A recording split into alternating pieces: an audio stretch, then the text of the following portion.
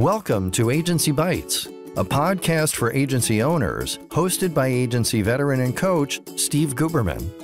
Agency Bytes is a podcast focused on delivering actionable agency information from agency experts in about 25 minutes. Why 25 minutes? Because who has the attention span for much more these days? And you can squeeze in a listen between meetings with time for a bathroom break or coffee refill before your next meeting. Welcome to Agency Bytes, a podcast dedicated to helping creative entrepreneurs thrive. I'm Steve Guberman from Agency Outsight, where I coach agency owners to build the business of their dreams. This week, my guest is Joe Rojas, the founder of Start, Grow, Manage, based in New York, and the author of How Entrepreneurs Thrive. He empowers MSPs, managed service providers, and entrepreneurs to overcome the challenges of business formation to create profitable, growing businesses. Joe, it's great to see you again. Thanks for joining me today. It's great to see you too. I'm so happy to be here. Yeah, me too, man. So we recently met, backstory, and I fell in love with your journey, like super deep niching and the level of expertise that you bring and the way that you structured your business to help a single vertical like entirely exceed. And so I really want to dig into the value of that. But talk about kind of your journey to getting to where you are now, some of the bumps in the road and like how you started out in this space. How far back do you want me to go? How long do we have? Yeah. With the quick story of what's your background? So I'll give you the quick story. So in 89, I went in the Army in 1989. I got all my technical training there. Then I came out. I worked for the Department of Defense for a few years. Then I got poached by a biomedical engineering company, and I did that for a while. Then I went to an IT company out of that. That was one of my lieutenants in the Army. I was still in the Army National Guard. So he ran an IT company. So I went and worked with them for a year. And then I started my own MSP, break fix MSP kind of back in 1999. And then I sucked at it for a bunch of years. And then I figured it out. And what I figured out is that if you niche, you grow fast. Right. And so I niched to personal injury lawyers. I grew it. I sold it. I did it again. I grew it. I sold it. I did it again. And I was like, oh, I think I got something here. And so, I grew the third one and I kind of hung out for a while, had some kids. Everything was going great. And then I sold it and I was about to start again. And a friend asked me if I could help him grow his. And so I started helping him. And then a friend that runs an accounting firm asked me if I could help her grow, and then somebody else, and then somebody else. And then next thing I knew, I had a bunch of clients and I was a consultant. But I wasn't growing. And a few years into it, I was like, oh, I know what I'm doing wrong. Yeah. The other three businesses grew really fast because I niched. I'm not niched. So in 2021, we niched to managed service providers, and then we went and so haven't looked back since. Interesting. Now, the format of the way that you operate, Start, Grow, I just drew a blank on it. Tony Start, Grow, Manage. That wasn't from the door. Like that was something you developed over time. Also, I think you said you hit a ceiling. You're like, we're hitting a ceiling. How do we expand this thing? So what was that process like for you? Well, or that realization, I guess, more than anything. I think, you have to really think about when, and the way we've categorized this is like, from 0 to 500,000 annual revenue, you are a start, and that's really, you have one set of problems, which is how do I get customers? How do I sell? What do I sell? Who do I sell it to? Those are the start problems. And then you kind of figure out who you're selling to and what it is that you're selling. And when you figure that out, then you have some grow problems. Like, who should I hire? What processes should I put in? What tools should I use? And then as you get bigger, and now you have 10, 15 people and you're managing everybody, you're like, I can't manage everybody. How do I delegate? So as you get over like 2 million, you now have enough people inside of the organization that you shouldn't be managing. It shouldn't be flat. The organization should be flat. So how do you restructure so that you have managers and the managers are managing people and then you're managing the managers?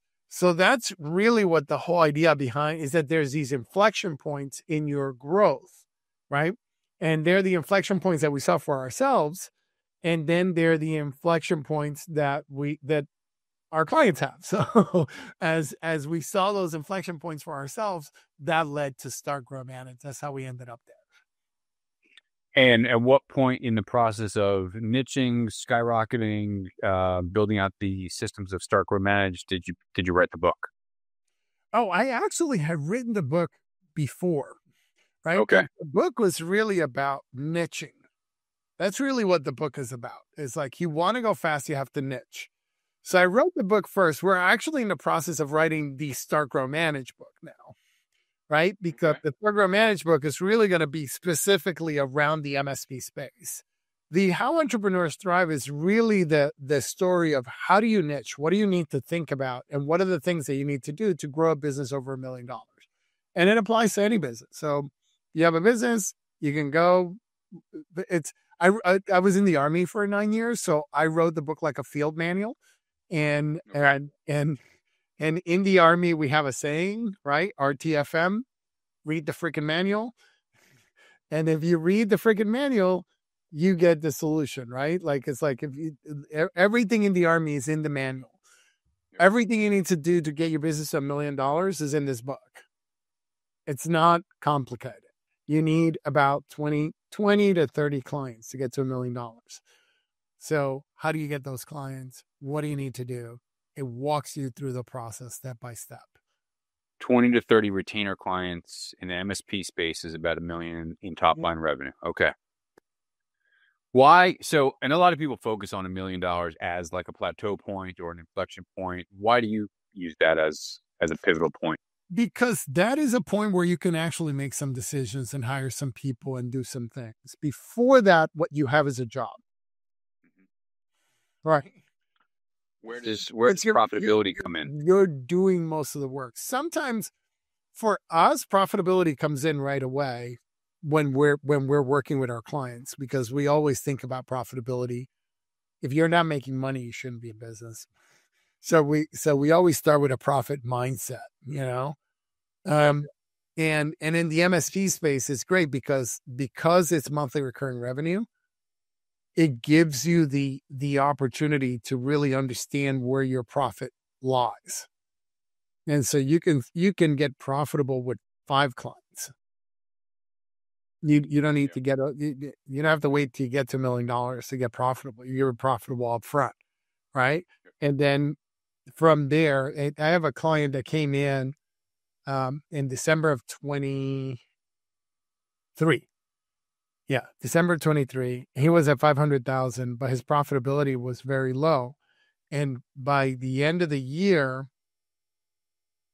he had doubled in size, but his profitability went to 27% from like 6%. You know, yeah, so that's huge. That was a game changer. He retired his wife. You know, it was a game changer. And so that's really why I do what I do, is to help people be able to make those kinds of moves where you can retire your wife or say, okay, I'm gonna, I had a client that we worked with about 4 or 5 years ago. And when he started, he was at $1 million annual revenue, but he was working like 120 hours a week with 3 kids. What's the point? Yep. Right. So we helped them go from 1 million to 5 million, but better than that, we helped them to go down to about 40 hours a week. Yep. That's the most valuable part of the change that you impacted with. Yeah. He joined the city council. He's coaching his daughter's basketball team. He's the lead player in the men's softball league in his town. He's like doing all these things that are amazing. He takes 3 weeks vacation with his family. He leaves his phone in the hotel room. That's unheard of for an MSP. Unheard of. It's unheard of for an entrepreneur in any industry. We are tied to the businesses that we build, and we don't prioritize. Yeah, we don't prioritize time with our families. And so the most valuable thing you gave him, forget about the extra 4 million top line revenue, you gave him time back. most valuable thing. I love that. And that's where I think you and I align is like, how do we help entrepreneurs build businesses that they're not tied to, that they can have freedoms around, whether it's a lifestyle business or the systems are in place that help them, be free, or the people are in place. Yeah. Love that. You can't have a lifestyle business if it's not over $2 million, I think. Yeah. You want to have a lifestyle business, you have to get it up high enough where you can hire competent people to run the business when you're not there. Yeah. Otherwise, you have a lifestyle job. And yeah, again, you got to know that going into it. Yeah, I've got a lifestyle job. When I don't work, we don't make money. Versus a lifestyle business. When I don't work, my business continues to grow without me. That's what we're talking about. That's what we're talking about, Yeah. And I remember those points. I remember like when my daughter was born, I took 3 months off. I was gone. I was like, I didn't call the office. I didn't nothing. I was gone. I was like, being with my kid. It was the best. I came back with $1 bigger, Wow. When your daughter was born, what was the structure of the business as far as size? You had a number 2 in place. I had a number 2 in place. I had a number 2 and a number 3, and I had 18 people on staff. And we were at a size where, when I was mostly at that point, I wasn't client facing. Right. The people that I dealt with was my staff. And that's where you want to get. Where you want to get is that the people that you're talking to all week long are your team. Right. You're working with them to help them solve problems. But that way, when you're gone, nobody notices you're gone because they don't talk to you anyway. Right. There's no client that's demanding your time anymore because you've offloaded that to somebody else. Yeah. I knew I had made it in that business one day. When I was in the office, phone rang. I picked up the phone, and I said, "Hi, Ron. How are you?" And he said, "Yeah, can I talk to Ben?" And I said, "I'll talk to you. I can help." He said, No, can't help me. Can I talk? I was like, "But I can talk to you." No. I'm like, I was like, "Okay, all right, you got it." And then, I transferred the call, and that was that. And I knew that was the day that I knew I was out. You know. And so that's what works, is when somebody calls, is like, "Oh, can I talk to Charlie? Can I talk to Ben? Can I talk to Eli? Can I talk?" It's somebody else. It's not me. What a gift. But so the work that it took to get to there is putting the right systems in place, because systems are scalable. People are not. Yep. And those systems tie back to your goal and vision as the owner. But the support you had from your team to say, yeah, this is where we're all rowing to in the same direction. You followed your own manual, I imagine. Yeah. So that can apply to anybody, you said. Yeah. It can apply to anybody, right? So it's like, if you want to build a team, you have to have a good set of core values so that you understand they can't be permission to play values. So no integrity, no honesty, none of that stuff. Those are like fundamentals that you're going to interview for.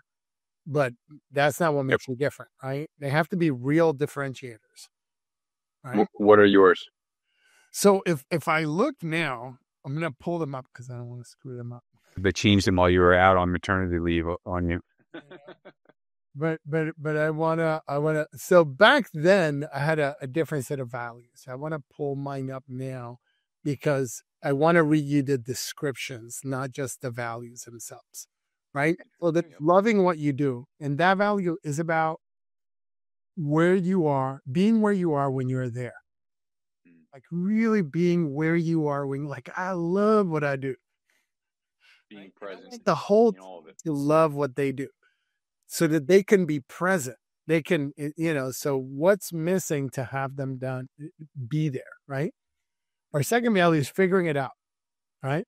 And that is about being willing to not know, to not have the answer, to be open to exploring solutions. Right.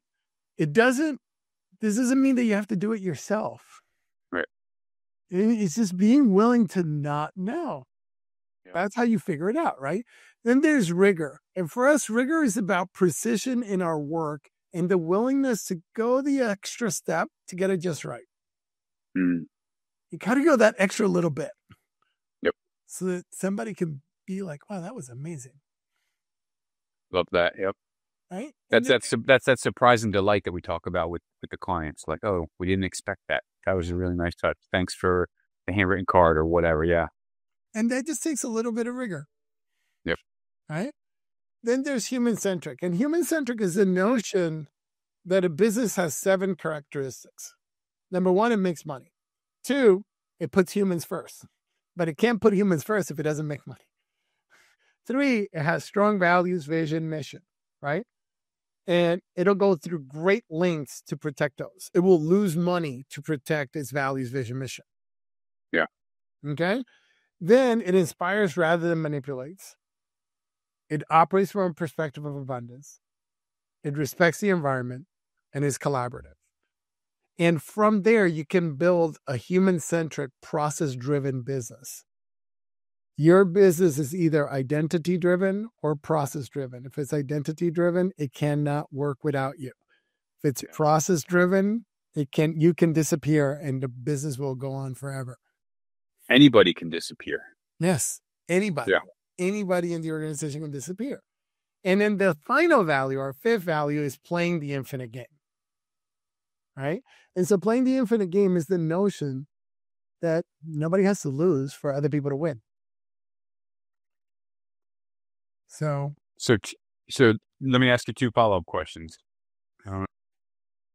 So the first is, how did you, so scarcity and abundance are 2 very different mindsets. They compete with one another. They borrow our brain space. I was on a call this morning with a group of agency owners, and somebody said, how do I instill an abundance mindset in my team? Other than obviously leading, as a leader, setting the example, how did you instill? That's your core value.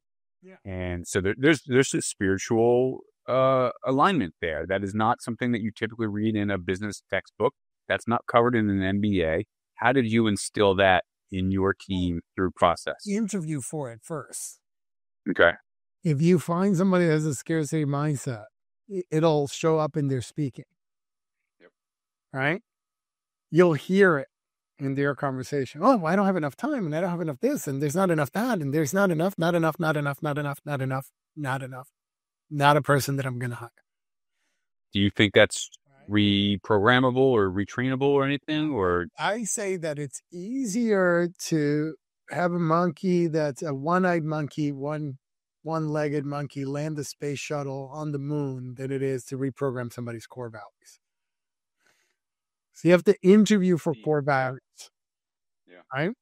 So when you discover, you never create core values. You discover core values. So you start an organization, even if it's just you and another person.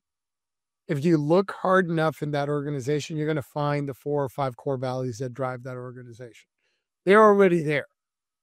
Now you just have to find more people that match those core values. And every few years, as the company evolves and grows and people swap out, you'll develop a new set of core values. It's got to be looked at again every 2-3 years, without doubt. Yes, Yep. You can. You can't look every 2-3 years. We look every once in a while, but we found that it took us a while to get here. It took us about, a few years to get here, to get to these core values. But I think these are it for us. Right? I love them. And they're deep. Yeah. So, but there was a lot of thinking that went into really thinking about what those are and what our mission is, right? Yeah. Did you bring somebody in from the outside to guide you through the process of extracting these values? It's actually what we do. So, I know that, but I also know there are a lot of people that's what they do and still bring somebody in from the outside because we're too close to it. I did bring one of my mentors in to validate after we went through it, but there is 3 of us. So we kind of there was a lot of back and forth and a lot of, right? It's a process. Until we landed here. And when we landed here, it was like, okay, yeah, this is great. This is it. Yeah. And then you interview for that. And you interview for that. Sometimes you go through 4, 5, 6 different candidates and you're like, nope, not it. It's frustrating. Right? But then when you find the one that's it, you're like, yep, this one's it. The challenge there is when you're turning down talent because you know that, they would do well in this aspect, but they don't embody our core values.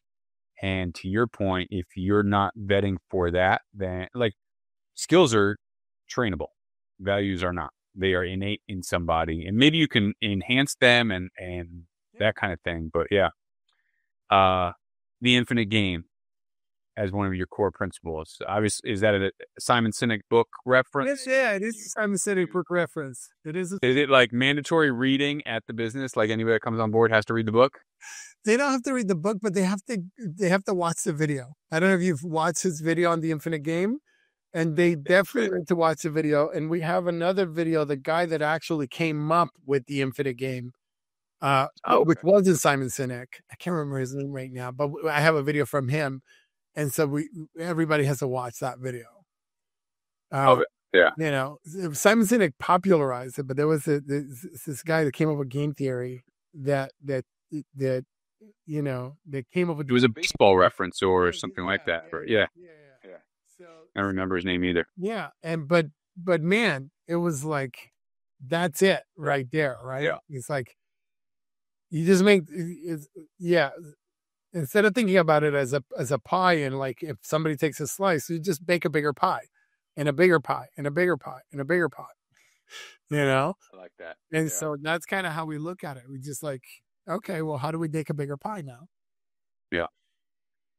Before we hit record, we were talking about your book, and you had said this manual, as you referred to it, this is applicable to any industry, agency, MSP.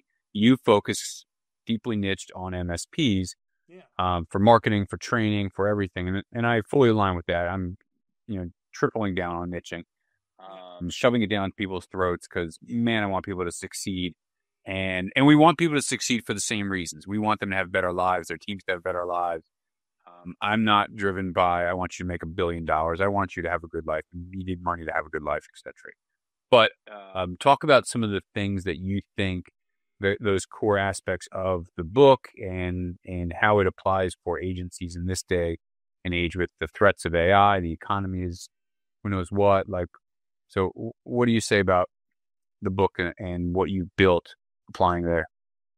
Well, the idea of the book is really to look at the different areas, like how do you create your core values, vision? It's the same stuff that we use now. We just have a different name for it now that we're in the MSP space, right? But it's how do you create those values, vision, mission, right? And if the way we think about it is that the values are like your bow. If you had a bow and arrow, the values are like the bow, right? The mission's like the arrow. It's what's going to get you there. And the vision is like the target way out there in the future. Yep. Right? So how do you create that? And then how do you define a product? And how do you define a market? And how do you solve a problem? And so the intention of the book is to get you to do that. So AI is just the new thing. Right? Yep. It's just a new thing. It's just like when the internet came out. We're like, oh, the internet is going to, destroy all of communication. And it's going to do this. I remember all the stuff that they used to say about it. And it didn't do any of that. It enhanced so much. Yeah. And created so many more opportunities. And AI will create so many more opportunities. And there'll be the next layer and the next layer. And, and every time I hear the same stuff, I'm like, oh, but this is going to be completely different. Like that thing over there, that was like, this is nothing compared. Like that was nothing compared to this, right? I'm sure that's what they said about the printing press also.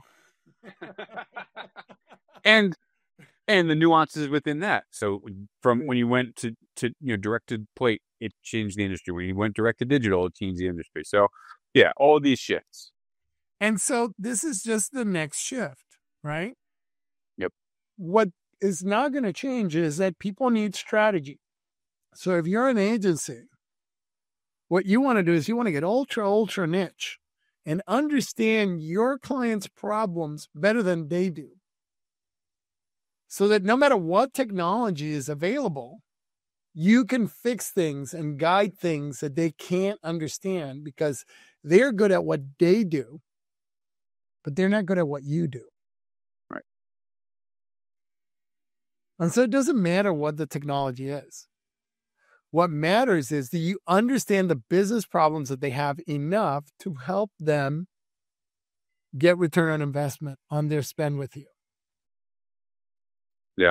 See, I know any MSP that works with us will likely double in size the first year and then add $1 million year over year after working with us.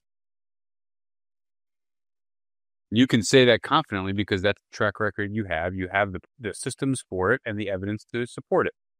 So that's what, when people are niching down, that's what they need is the case studies to support the evidence of the work that they've done. So you got that. That guy that came that was at $500,000, we added $30,000 in monthly recurring revenues in the first 4 months from his existing client without adding a single client. Not one, not a single one. Wow. Yep. He just went to his existing clients, looked at what wasn't working and said, hey, you know, you can do these things to solve those problems. And they're like, oh yeah, we're happy to pay you more money to fix those. And it's the same thing with agencies. It's a service providing business. So many agencies, I need more business. No, you need to go into the business that you have and expand those accounts and train your team to expand those accounts and bring creative solutions and new ideas and new ROI into your current accounts. And so many don't. How you do that is you help your client make more money. Yeah. When you help your client make more money, two things happen. One, they're never leaving. Two, they're going to tell other people. All right. So, yeah. And those are two things you want. Yeah. You want longer lifetime value of your clients and referrals that are bringing in business. And the way you do that is you provide outstanding service and you understand the business problems that they have. Most solution providers are coming in to fix technical problems. Mm. I see agencies do that all the time. Oh, we will help you post 10 times a week. We will write 2 blog posts. We will do da-da-da, but it's not connected to the journey. Right. And so what happens is if it's not connected to the journey, you will have all this noise that you generate. A lot of noise.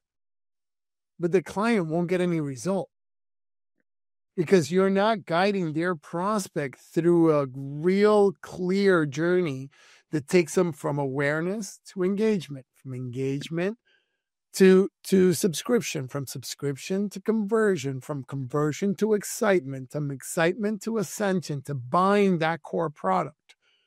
Mm. But if you're not guiding them through that journey, you might have amazing awareness. Oh, we're getting 25,000 visitors a month to the website. Well, how many are converting? Well, we're getting 3. Yeah. Even if we just get 3, right? Who cares if we have 25,000 visitors to the website every month? We have a problem. So you have if you have all this awareness, right? It's like, oh, we have 1 million subscribers. Great. How many are converting? If they're not converting, then your content is no good. Yep. All right. So now they're subscribing. If they're subscribing and they're not buying, then your offer is no good. Right? If they're not booking an appointment, your offer is no good. If they book an appointment and they're not buying, then your product is no good. Or the value within it. Or, you represent the value of your product is no good. Right. And if they're buying and they're not referring, then your delivery is no good. So marketing is a journey that starts before they know who you are and goes all the way through the purchase process and beyond. It never goes away. Right. So your delivery has to be extraordinary. And that's I talk a little bit about that in the book. And that's the process that we work with our MSPs on, is really understanding that. Love it. On that note, trying to stick to my promise of under 25 minutes or less or so, I think, man, that is like jam-packed of here's how you win in an agency space based on your experience of, start, grow, manage on these different levels for MSPs. And it applies to agencies, and agencies they're falling short a lot. And I think it's a couple of levers they can pull that would tighten things up for better conversions on inbound, for, better LTV, better profitability, better systems to get the owner out of the day-to-day. And so I love all that you shared, man. The book, obviously for sale online. It's in Amazon, yeah. Yeah, I'm going to grab it on Amazon, folks. Yeah. Awesome. All right, I want to wrap up with a couple random rapid fires. Hopefully you enjoy them as much as I do. So if you could instantly master any musical instrument, what would it be? The harmonica. Are you musically talented in any way? I play a little piano, a little bit of piano, but what I love about the harmonica is that it fits in your pocket. Yeah. And so you could always have it with you at all times. And so I've tried a little bit, but I've just not been able to get quite there. So but absolutely. I love it because have it anywhere you go, there it is. You just pull it out and then you're ready to go. Yeah. No big cases. Talking about core values, what's a belief that you held strongly 5 or so years ago that you look back and you since kind of changed your beliefs about? That's a really great question. Because, when I look at my own personal beliefs, right? Mm-hmm. I've been pretty rock steady for about the last 15, 16 years. And that's leadership, community, and love. Right? Those are my core. And I try to add prosperity and I tried to add all this other stuff, but none of it sticks.